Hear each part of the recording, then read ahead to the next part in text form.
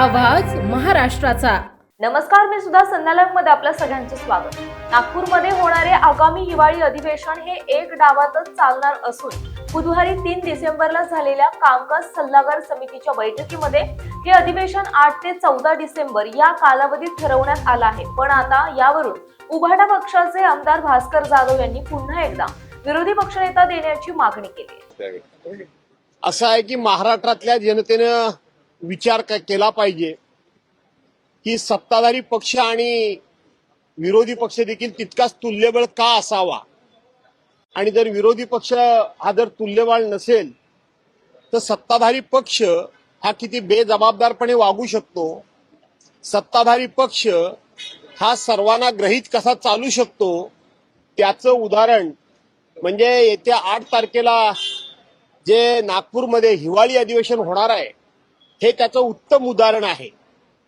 आज कामकाज सल्लागार समितीची मीटिंग झाली, त्याच्यामध्ये नागपूरमध्ये होणाऱ्या हिवाळी अधिवेशनासंदर्भात चर्चा विनिमय झाला।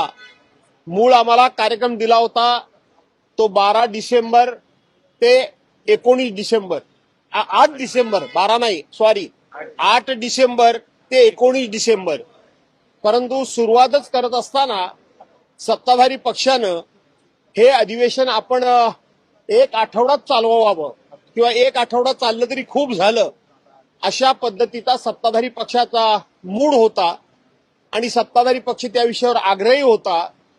आम्ही सत्ताधारी पक्षाला नाना तऱ्हेनं सांगितलं की अवेळी पडलेल्या पावसामुळे संपूर्ण महाराष्ट्र उद्ध्वस्त झालाय।